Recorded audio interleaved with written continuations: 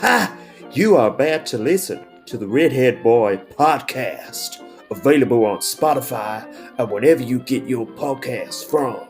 Now enjoy the show.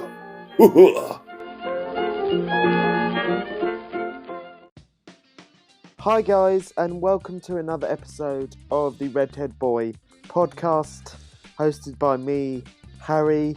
Hope everyone had a lovely long weekend, this bank holiday weekend that's just gone. I did, it was amazing. I finally got away, went to the big smoke, the big city that was London. Super enjoyed it, super loved it. But I'm back to work now, and I'm back on the show today with another what I've been watching this month, or last month I should say. So this is another what I've been watching recently over the last month or so of April. So without me waffling on too much more, let's dive straight into it right now. So my very first one on this list, I watched it on the very first day of April, the 1st of April, and that is Zack Snyder's Justice League. Now, before I talk about it some more, share my thoughts, here's a cheeky clip.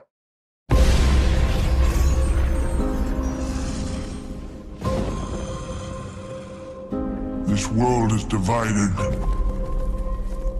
Too separate to be one. No protectors here. This world will fall. Like all the others. For Darkseid, I have turned 100,000 worlds to dust. And when this world is scorched, all of existence shall be mine.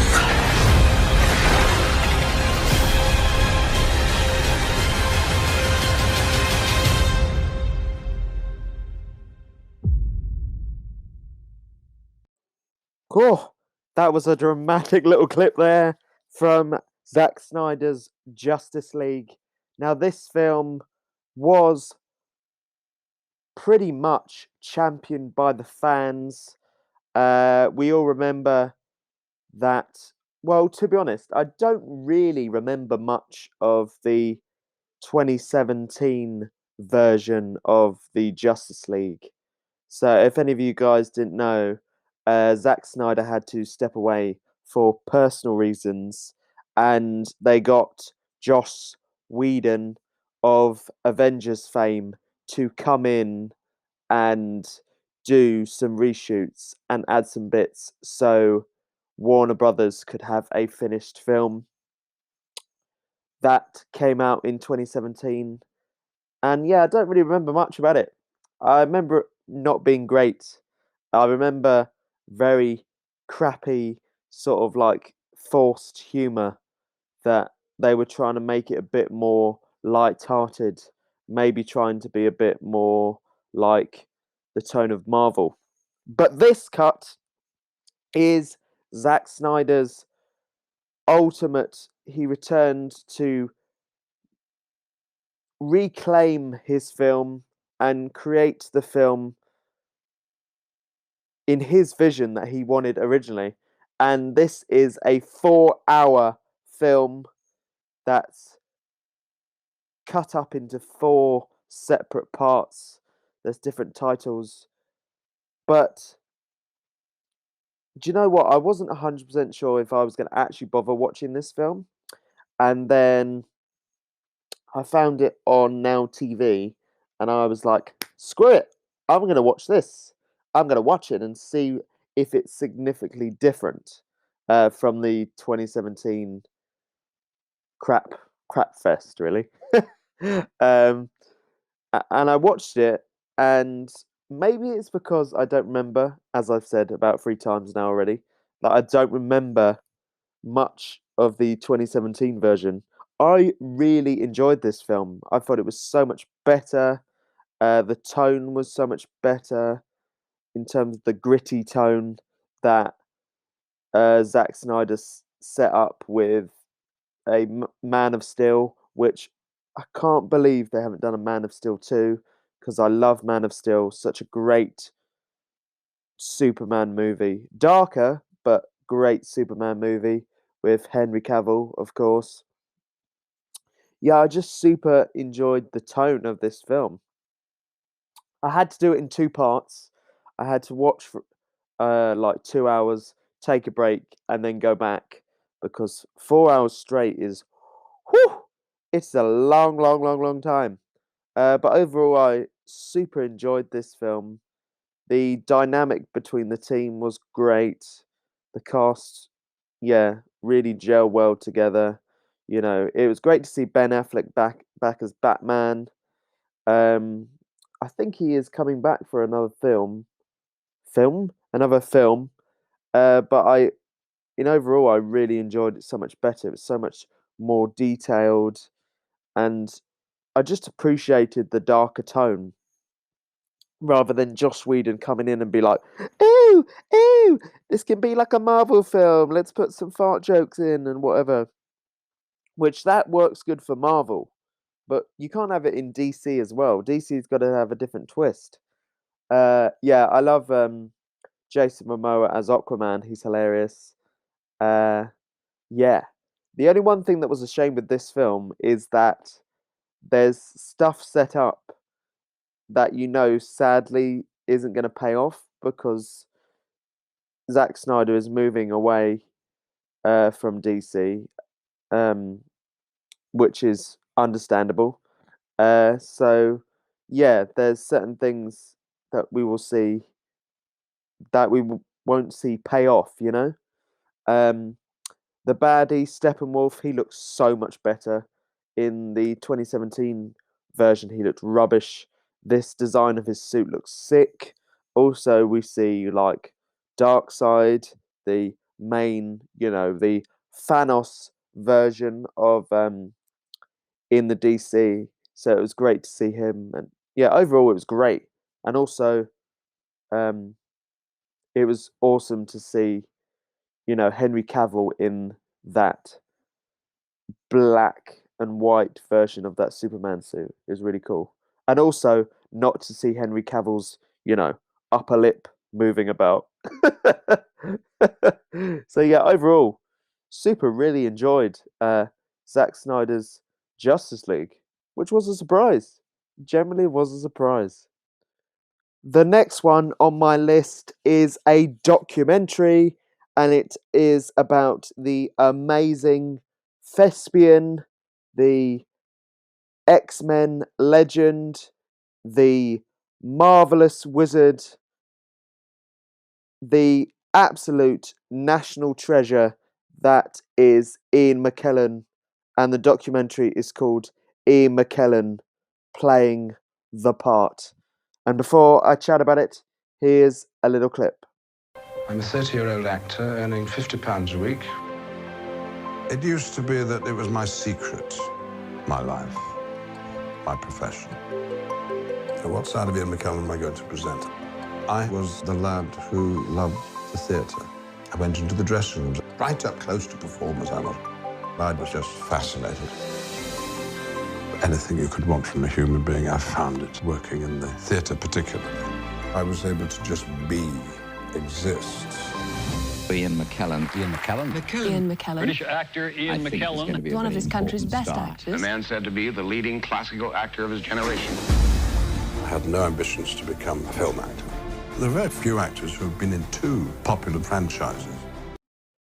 So this documentary has been on my list for a while because I am a huge fan, as many of us in the UK and across the globe are amazing fans of Sir Ian McKellen, the amazing acting talent that he is. And this 2017 documentary is built up from a 14-hour interview with the talent that is Ian McKellen, and yeah, it's built up from this 14-hour interview where Sir Ian McKellen talks about goes through the key parts of his life from his early childhood into his demanding career that placed him in the place that he is now. So his and he's just a super honest man. He talks about his early childhood. He talks about his sexuality of being a gay man. Also, the documentary includes some reenactment scenes, but most of all, it's centered around this interview, and it's just Ian McKellen sitting in a chair talking about key moments that shaped his life and shaped his passion for playing a part. Uh, you may say, um, this was just a beautiful documentary. I super enjoyed it. Uh, it's nothing too fancy, um, but I was gonna love this no matter what because it's diving into an actor that I respect and admire as part of the gay community. Sir Ian McKellen has done wide things for the LGBTQ plus community. Um, yeah, it's such a great documentary. If anybody is a fan of Ian McKellen's work, of course, in Lord of the Rings as Gandalf, and of course as Magneto in X-Men, but obviously he is a thespian at heart. He is a true lover of Shakespeare. He talks about his early theatre career, um, and it's clear that theatre is his true love. He says in the documentary that he had no passion to become a film actor, so he very much was happy in being a theatre actor, a working theatre actor. Also, there's some great images in this, apparently from McKellen's private albums. Uh, Also, in one of the reenactment scenes, um, is a girl that went to my secondary school, named Penny. She's in the documentary as well, which surprised me in one of the reenactment scenes. Uh, yeah. So overall, I really enjoyed this documentary. Oh, also, it is directed by dyslexic brain with names. Dyslexic brain with names. Joe Stevenson. It's directed by Joe Stevenson. Um, yeah, you can buy and rent it on Amazon or check it out on Sky, I guess. But I really enjoyed this. I love anything that goes behind the scenes of acting, filming, creatives in general that I admire. So if you guys love Ian McKellen, then you need to check this one out, like now. And I watched Ian McKellen playing a part on the 8th of April. Now to my next one on the list, and this is a brand new film available to watch on Netflix, and it's called Ruhi. And before I chat in, I'll put my teeth back in. Screwed that one up. And before I chat about it, let's listen to a clip. चुड़ैल है चुड़ैल और भाभी मुड़िया पैरी शादी वाले घर पे नजर रहती है उसकी इधर दूल्हे की आंख लगी उधर दुल्हन को जगह ले जाएगी वो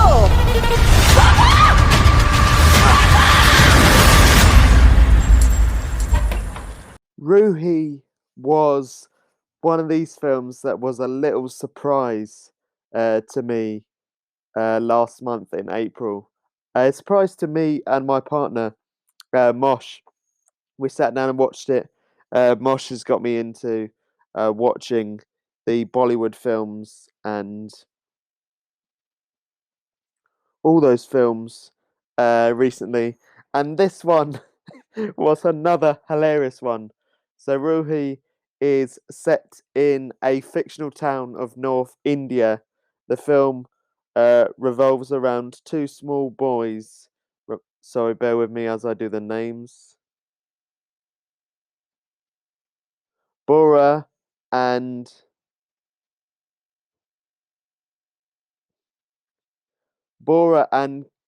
Katani, who are stuck in a forest with Rohi.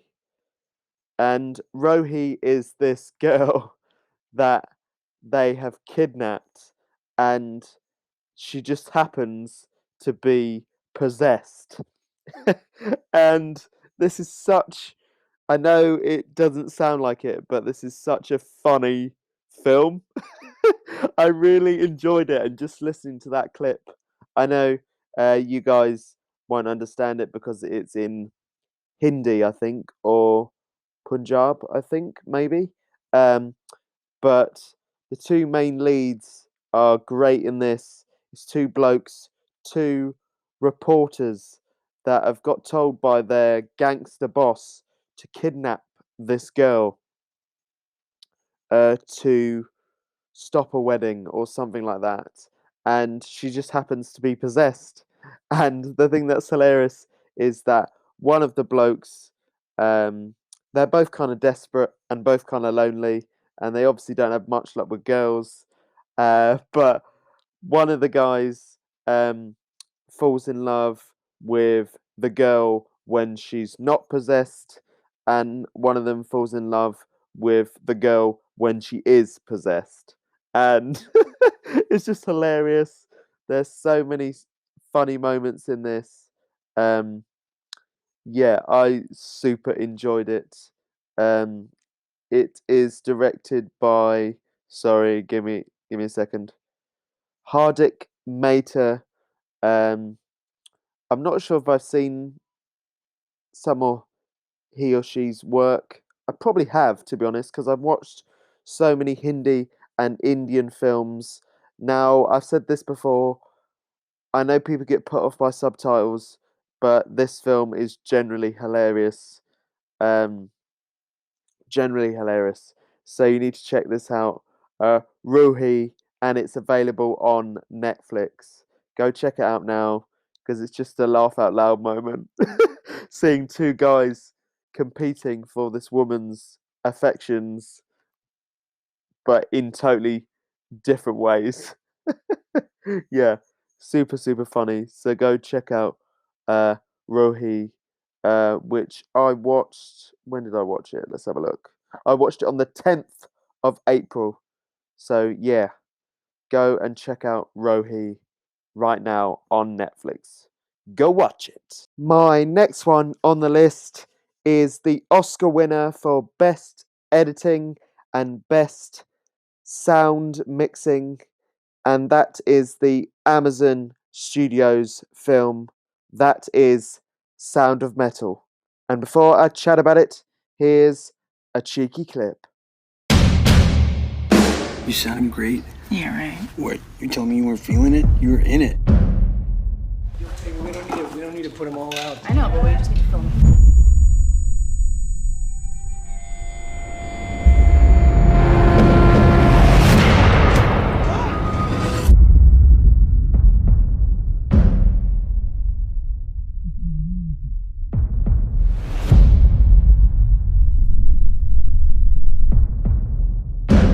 Your hearing is deteriorating rapidly. We'll come back. Till then, Lou, we just keep going, okay? No. Lou, no. Let's play tomorrow. Let's see what it's like, okay? I'm gonna be like a click track. You can play to me. You have to understand, your first responsibility is to preserve the hearing you have. I can't hear you. Do you understand me? I can't. I'm deaf. I'm deaf!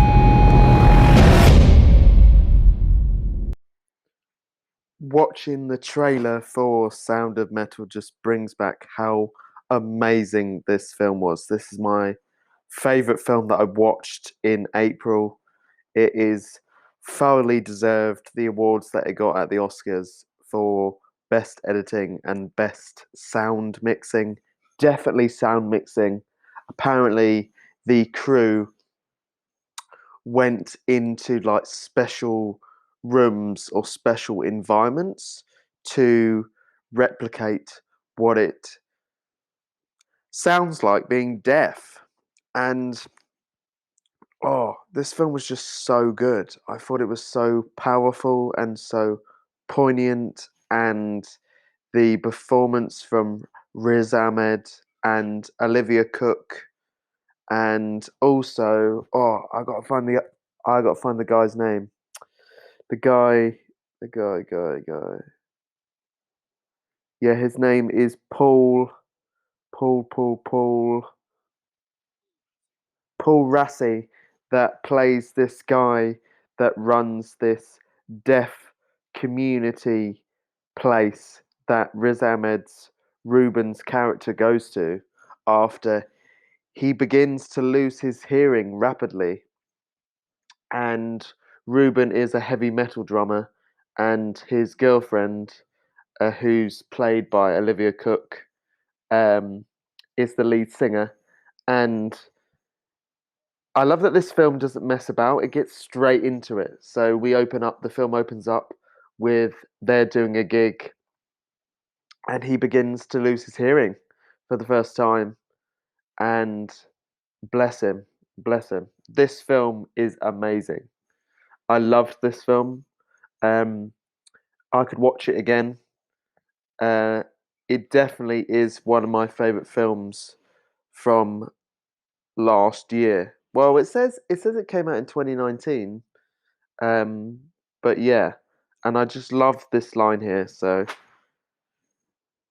the film's about a drummer who begins to lose his hearing and has to come to grips with with a future that is filled with silence. What a great little paragraph to describe this film. Yeah, I think the main character in this, like the main standout, is the use of sound design and just Riz Ahmed's performance. He's brilliant as Ruben in this film.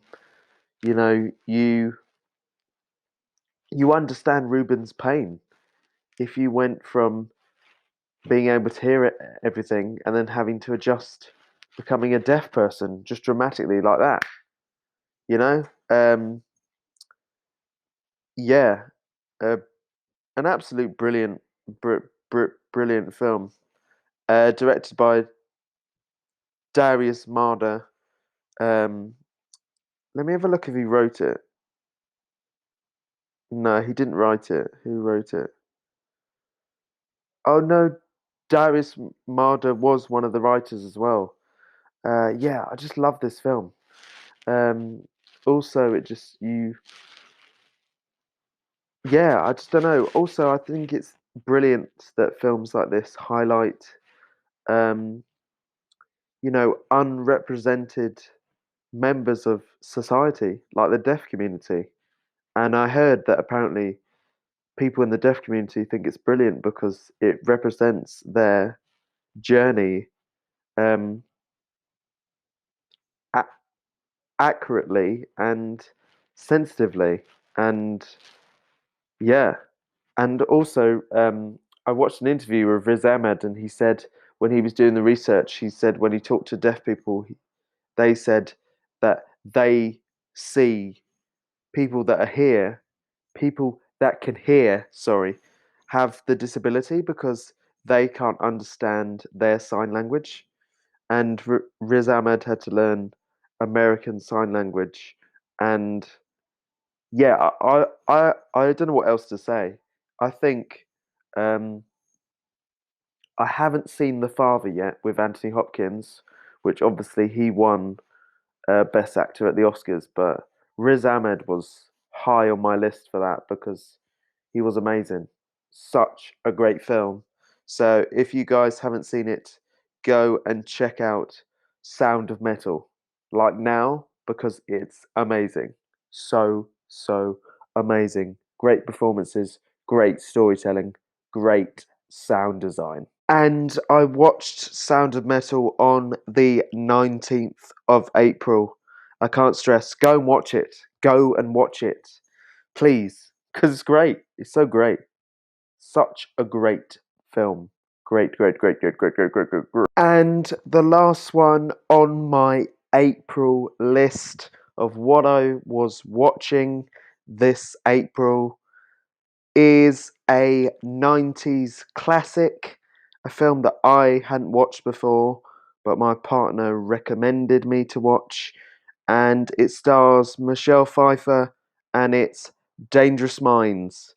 But before I chat about it, here's a cheeky clip. Is there something I should know? Yeah, I'll tell you. You ratted on Raul, Gusmado, and Emilio. Yeah, you got Emilio put into detention. It wasn't none of your business, Chismosa. And you got Raul and Gusmaro suspended. Are they gonna get the fucking ass? And you got Hey, I didn't rat on anybody. Snitches get stitches. Do you want to talk about this? Whatever floats your boat, Pete.